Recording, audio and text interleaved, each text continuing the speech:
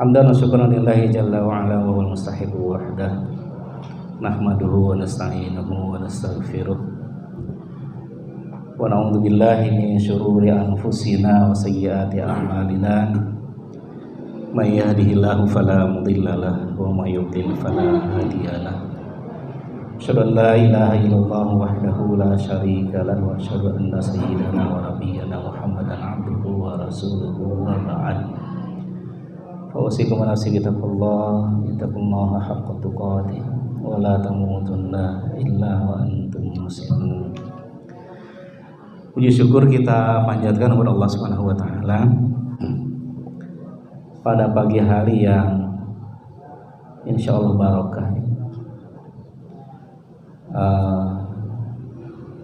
cerah tapi tidak panas, agak sedikit mendung. Tapi mudah-mudahan ini tidak menggambarkan suasana hati kita. Hati kita insya Allah inilah selalu cerah, bahagia insya Allah. Kita dipertemukan oleh Allah Subhanahu wa taala di tempat ini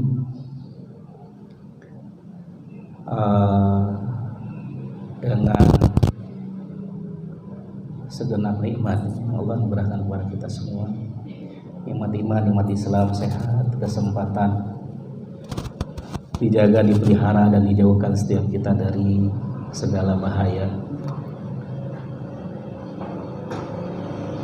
Salawat salam semua tetap dicurahkan Allah pada junjungan kita, baginda Rasulullah Muhammad SAW, keluarganya, para sahabatnya, para pengikut setianya, tabi'in, tabi'in, serta kepada kaum muslimin yang istiqomah.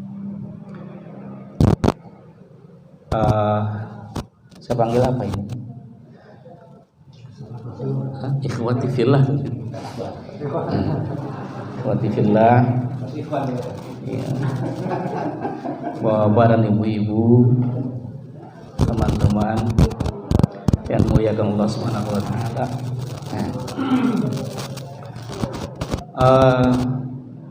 Sifat kajian kita mungkin karena judulnya apa tuh, tentang ibadah ya, iya. Kemungkinan besar sifatnya tematik ya, karena kalau ngaji fikih itu runut, biasanya pada umumnya menjenuhkan. Ya, awalnya semangat, ujung-ujungnya berguguran satu persatu. Ya, kita nggak mau begitu, kita coba angkat permasalahan-permasalahan yang dekat dengan kita, terjadi sehari-hari. Namun demikian dalam pengamalan kadang-kadang dalam tanda petik masih belum kompak gitu ya. Maka kita perlu dasar pengetahuan supaya kita bisa mengamalkan dengan baik dan jauh dari keraguan-raguan gitu ya. Nah, pada kesempatan pertemuan kali ini kita akan bincang-bincang tentang satu permasalahan fikih yang ada di dalam sholat, dekat dengan kita dan hari-hari terjadi, bahkan di setiap waktu sholatnya, di setiap sholat terjadi. Itu permasalahan tentang idrakul imam.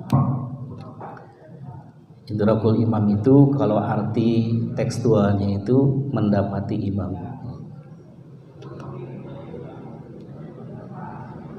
Ini setelah salawat dan salam kepada baginda Rasulullah SAW. Kita lupa belum bersalawat tadi. Ya, setelah kita bersalawat kepada baginda Nabi SAW, kepada para sahabatnya dan para pengikut setianya. Itu permasalahan tentang idrakul imam. Idrakul imam itu arti tekstualnya mendapati imam. Karena idrok itu dalam bahasa Arab adalah satu kata benda yang dibuat dari atau dibentuk dari kata kerja ya. Katanya isim masdar dari adroka yudriku idrok, artinya mendapati imam. Yang dimaksud dengan mendapati imam itu adalah ketika seseorang datang terlambat untuk ikut sholat jamaah ya, kemudian ia mendapati imam sedang dalam keadaan apa dan bagaimana, sedang dalam keadaan gerakan yang mana, gerakan apa, dalam keadaan di atas atau dalam keadaan di bawah. Kalau di atas bisa berdiri, bisa ruku, kalau di bawah bisa dalam keadaan sujud, atau dalam keadaan duduk antara dua sujud, atau dalam keadaan tahiyat awal, atau dalam keadaan tahiyat akhir. Itu yang dimaksud dengan idrakul imam. Bahasa populernya, sederhananya masbuk ya. Dia datang ke masjid dan jadi orang yang masbuk. Nah, maka bincang-bincang kita akan berangkat dari satu hadis ya. Ini dari sahabat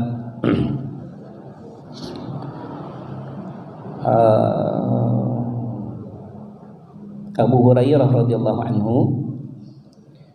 Hadis ini dikeluarkan oleh Imam Abu Dawud, Ibnu Khuzaimah, Imam Hakim di dalam kitabnya Al-Mustadrak, dan Imam Hakim mengatakan sahih. Disampaikan oleh sahabat Abu Hurairah, qala Rasulullah sallallahu alaihi wasallam, idza ji'tum ila salati wa nahnu sujudun fasjudu wala ta'udduha syai'a wa man adraka rab'ah faqad adraka shalah. Apabila kalian datang untuk sholat dan mendapati kami dalam keadaan sujud, maka sujudlah. Namun demikian jangan kalian hitung mendapatkan sesuatu. Artinya jangan dihitung mendapatkan satu rakaat. Wa man adraka raka'ah faqad adraka shalah. Dan siapa mendapati ruku maka sungguh dia mendapati salat. Maksudnya mendapati salat dengan sempurna alias rakaat itu tidak ketinggalan.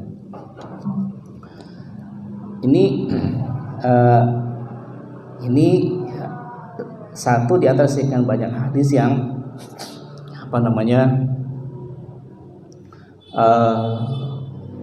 bicara atau memuat tentang kasus tadi, itu orang yang datang ke masjid kemudian masbuk. Apa yang mesti dilakukan? Maka kalau saya Said Sabiq dalam kitab Fikih Sunnah itu menjelaskan kepada kita, katanya begini: man adrakal imama kabbara takbiratul ihram. Siapa yang mendapati imam, siapa yang masbuk ya, maka ia takbiratul ihram qaimah, berdiri. Nah, kenapa dia sebutkan berdiri? Karena yaitu tadi ketika orang mendapati imam atau masbuk itu kan boleh jadi yang mendapati imam dalam keadaan berdiri, dalam keadaan ruku ya. Kemudian dalam keadaan di bawah duduk, misalnya dalam keadaan duduk antara dua sujud atau tahiyat awal atau tahiyat akhir. Kata beliau apa? Yang masbuk ini datang, dia mendapati imam dalam gerakan yang mana, lalu dalam keadaan apa? Takbir saja, takbiratul ihram, berdiri. Jadi meskipun imam dalam keadaan duduk tahiyat awal, maka takbir orang masbuk ini tetap dilakukan berdiri atau dalam keadaan berdiri. Kemudian apa selanjutnya dilakukan oleh dia?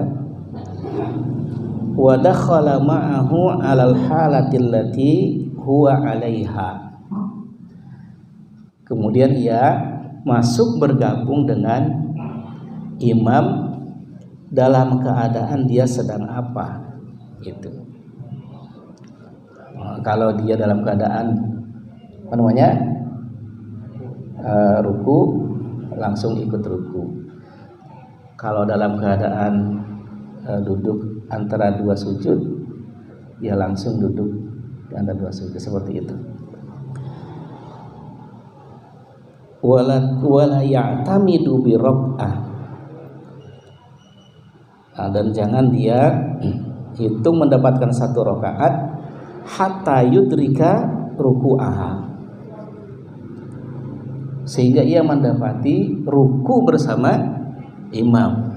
Itu jangan dihitung dapat satu rakaat, sehingga ia mendapatkan ruku bersama imam. Sawa'un adraka ruku'a bitamamihi ma'al imam awin hana fawasalat yadahu ila rukbatayhi qabla raf'il imam. Ini penting nih. Dan sama saja apakah ia mendapati ruku sempurna bersama imam atau hanya sekedar membungkuk, namun demikian sempat menyentuhkan kedua telapak tangan pada kedua lututnya sebelum imam bangkit. Sebelum imam bangkit. Itu. Jadi yang penting dapat tuh, ya, yang penting dapat ruku bersama imam, meskipun hanya sempat membungkuk, kemudian namun demikian sempat meletakkan kedua telapak tangan pada kedua lutut. Ini luar biasa ini. Dan ini rahmat yang ada di dalam agama kita. Rahmat, ya. Rahmat yang luar biasa besar. Kenapa?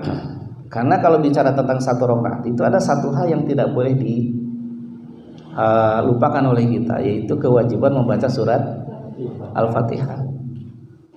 Kewajiban membaca surat Al-Fatihah. Nah, ternyata pada penjelasan yang disampaikan oleh beliau, dan tentu ada dasar pijakan yang nanti akan saya sampaikan kepada kita.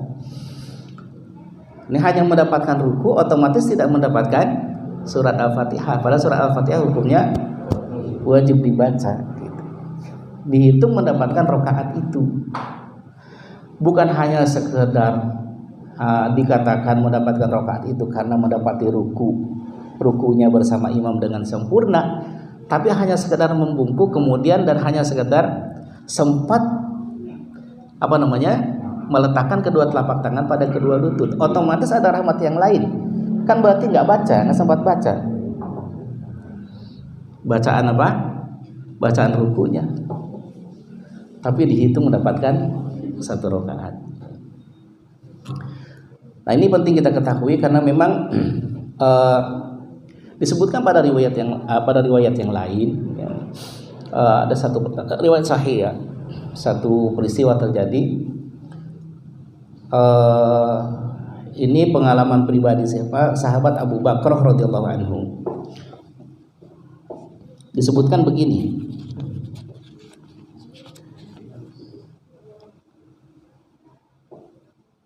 Ya.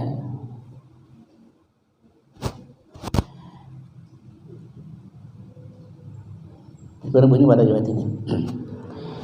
An Abi Bakrata annahu taha ila Nabi sallallahu alaihi wasallam wa huwa raqib. Dari sahabat Abu Bakar bahwasanya ia sampai di masjid, sampai kepada baginda Nabi sallallahu alaihi wasallam, maksudnya di masjid, dan mendapati baginda Nabi sedang ruku. Maksudnya mendapati baginda Nabi dan tentunya dengan para sahabat yang lain yang salat di Masjid Nabawi. Faraka'a qabla an yasila ila saffi. Maka ia pun ruku sebelum sampai ke shaf. Artinya ia masuk ke masjid, kemudian takbir depan pintu, kemudian dia ruku gitu. Iya, kemudian dia ruku ikut bersama baginda Nabi. Nah, kemudian apa? Fadzakara dzalika lin Nabi sallallahu alaihi wasallam faqala. Kemudian setelah itu ia menyebutkan atau menceritakan itu kepada baginda Nabi. Maka baginda Nabi sallallahu alaihi wasallam sabdakan kepadanya, zadakallahu hirsan wala ta'ud. Mudah-mudahan Allah menambahkan kepada engkau semangat engkau itu, tapi yang tadi jangan diulang. Nah, ini hadis riwayat Ahmad, Bukhari, Abu Daud, Nasai. Tentunya ini hadis sahih. Yang kita lihat dari riwayat ini adalah teguran baginda Rasulullah sallallahu alaihi wasallam. Baginda Rasul kan menegur sahabat ini dengan apa katanya? Zadakallahu hirsan wala ta'ud. Mudah-mudahan Allah tambahkan pada engkau semangat engkau itu, tapi yang tadi jangan diulang. Artinya apa? Dia takbir di depan pintu itu karena semangatnya ingin mendapatkan rakaat pertama. Itu karena semangatnya ingin mendapatkan rakaat pertama. Maka baginda Nabi sabdakan, zadakallahu hirsan wala ta'ud, tapi jangan diulang tergesa-gesa kayak begitu. Nah, hal yang lain yang kita lihat dari teguran baginda Rasul ini, baginda Nabi tidak meminta ya sahabat Abu Bakar untuk mengulang sholatnya pertama ini. Padahal jelas dia berjalan dari tempat dia ruku, gitu ya, dari tempat dia takbir ruku ke saf ke barisan itu ya berjalan. Namun berjalannya itu otomatis kan tetap mengarah ke arah kiblat, kemudian li ajli maslahatis sholat, dan rangka untuk maslahat sholat, maka tidak dihitung membatalkan sholat. Maka jangan ragu nih kalau ada kasus misalnya saat sholat jamaah tiba-tiba ada kawan di depan misalnya, mohon maaf tiba-tiba keluar dari barisan, kemungkinan besar dia batal kan gitu. Jangan ragu, tutup aja yang di belakang menutupnya. Jangan lalu ada kekhawatiran, oh bergerak nih kan gitu ya, sholat saya jadi batal nih.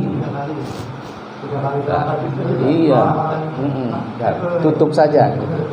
Jadi bisa nutup dari belakang, bisa nutup dari samping. Kalau dari samping berarti bergeser. Gitu. Tuh. Kemudian catatan yang kedua dari baginda Rasul, dari teguran baginda Rasul kepada sahabat Abu Bakar, bahwa baginda Rasul tidak meminta sahabat ini untuk menambah jumlah rakaat. Tidak memintanya untuk menambah jumlah rakaat. Padahal jelas-jelas sahabat ini hanya mendapatkan ruku bersama imam, bersama baginda Nabi. Nah, gitu ya. Jadi meskipun hanya mendapatkan ruku, ternyata ketika baginda Rasul tidak memintanya untuk menambah jumlah rakaat, berarti dihitung mendapatkan rakaat itu. Meskipun tidak membaca surat Al-Fatihah otomatis kan gitu ya. Nah, ini dasar pijakannya gitu ya. Meskipun hanya mendapatkan ruku katanya, ya, dan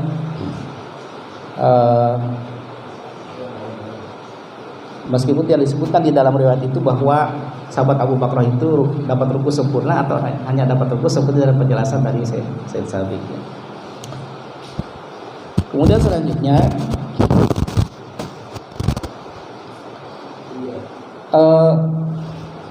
ada gitu ya isyarat untuk kita jelaskan, isyarat yang lain yang bisa kita jelaskan dari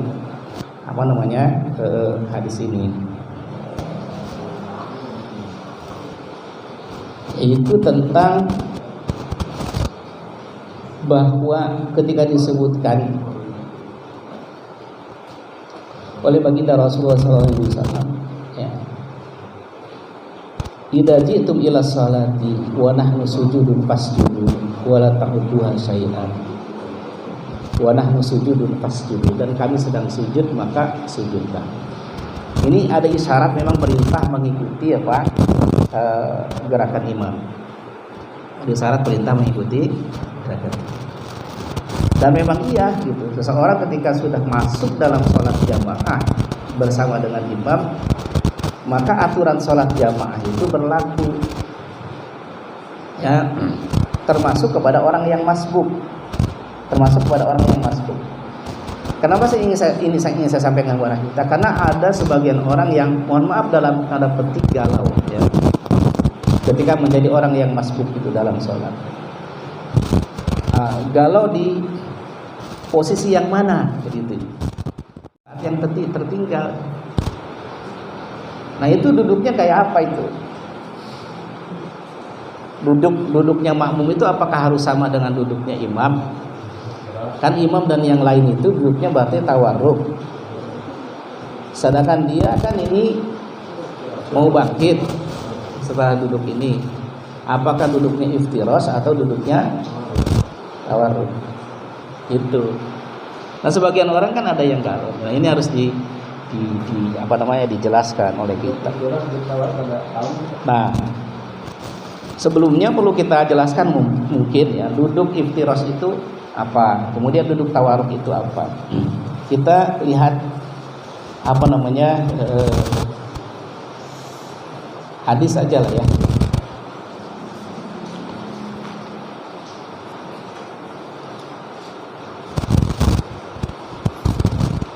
Ini kalau ngaji begini nih ya.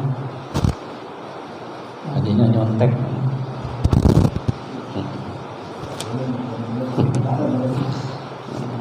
Kan ngaji ini nyantai aja kita ini ya. Di hadis sebutan begini tentang tentang iftiros dia dan tentang tawarruk. Pada hadis dari Abu Humaid ya, tentang sifat atau tata cara salat baginda Nabi Shallallahu Alaihi Wasallam. Ini riwayat dikeluarkan oleh Imam Bukhari, tentunya riwayat sahih. Disebutkan begini, fi sifati salat Rasulullah Sallallahu Alaihi Wasallam, tentang tata cara salatnya baginda Rasulullah Sallallahu Alaihi Wasallam. Fa idza jalasa fi rak'ataini jalasa ala rijlihil yusra wa nasabal yumna. Apabila baginda Rasulullah SAW itu duduk setelah 2 rakaat, maksudnya setelah 2 rakaat pertama, maka baginda Rasulullah SAW duduk ya di atas telapak kaki kirinya, kemudian menegakkan kaki kanannya. Ada yang bisa mencontohkan? Duduk iftiros. Pokoknya kaki kiri dihamparkan, kemudian didudukkan, kemudian kaki kanan dibuat tegak. Ah, ya itu. Seperti itu. Yang kiri diduduki, ini tapaknya. Ah, itu. Ya. Ya. Ini iftiros. Ini iftiros. Jalasa ala rijlihil yusra wa nasabal yumna. Fa idza jalasa fi raq'atil akhirah. Ini kalimatnya luar biasa nih. Fa idza jalasa fi raq'atil akhirah. Maka apabila baginda Nabi sallallahu alaihi wasallam duduk ya di rakaat yang terakhir. Maksudnya apa? Setelah rakaat yang terakhir. Setelah rakaat yang terakhir. Qaddama rijlahu yusra wa nasabal ukhra wa qa'ada. Nah, itu ini namanya. Jadi ada iftiros, ada iqa, kemudian ada tawarruk. Ini iqa. Jazakallahu khair. Nah, mau iqa, mau iftiros, mau tawarruk, sebetulnya yang penting duduk gitu loh. Ya, yang penting duduk. Itu maka wajib itu sudah dilaksanakan. Ya, sampai ketika misalnya orang nggak bisa duduk iftiros, duduk tawarruk, duduk iqa, dia bisanya duduk sebisanya dia kan gitu.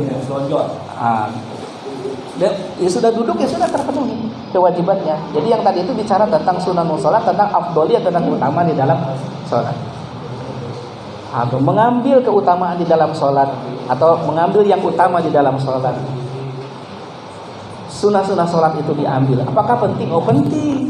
Bagi orang yang mampu penting. Kenapa? Karena bagi Rasul yang sabdakan hadis itu, ya, sallu kama ra'aitumuni usolli, salatlah kalian ketika melihat aku melakukan, salatlah kalian seperti kalian melihat aku melakukan salat.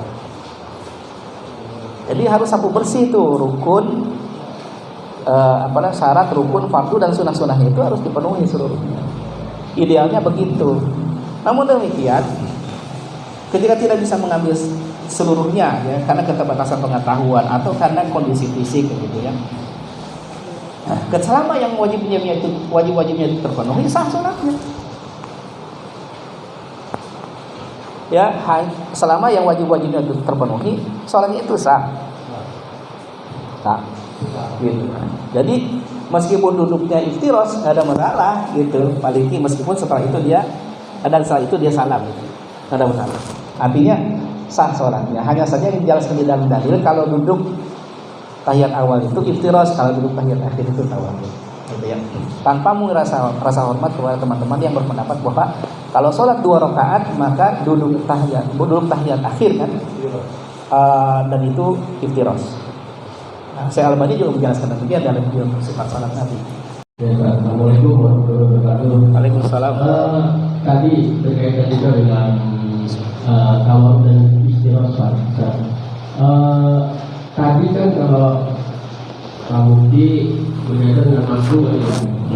Nah ini kita kalau sholat subuh 2 rakaat, sholat Jumat 2 rakaat, baru dari awal ya kan, baru dari awal. Tapi ketika imam ya biasa imam yang contoh dari Salafi gitu ya. Jadi beliau pasti akan duduknya adalah istirahat ya. Nah kita apakah kita umpamanya biasanya tahu harus apakah ngikutin ya kan, karena itu apalagi kita berada di belakangnya gitu kan, umpamanya seperti itu. Ya itu tadi ya, bahwa ini gerakan khusus ya. Sebagian orang ada yang memahami gerakan khususnya begini saat tahiyat akhir itu salat cuma 2 rakaat, sebagian ada yang memahami seperti ini. Sama disebutkan di dalam dalil dan sama ada penjelasannya. Insya Allah semuanya gerakan khusus. Maka ketika imamnya duduk iftiros kemudian makmumnya tawarruk, dengan insya Allah tidak dikatakan tidak mengikuti gerakan imam. Tidak dikatakan tidak mengikuti gerakan imam. Gitu. Kalau alasannya khawatir lupa gimana? Dia makmum, dia iftiros, jangan imam tawarruk. Itu cuma takutnya kalau dia tawarruk ikut salam juga. Itu gimana? Iya, tidak ada alasan di dalam agama itu karena takut. Ikut salam nggak berdiri lagi. Kecuali pada permasalahan apa? Permasalahan sholat witir. Dia boleh menjalankan sholat witir sebelum tidur ketika ada memiliki kekhawatiran tidak bisa bangun di malam hari, itu ada. Jadi kalau yang kayak gitu dah. Bukan nggak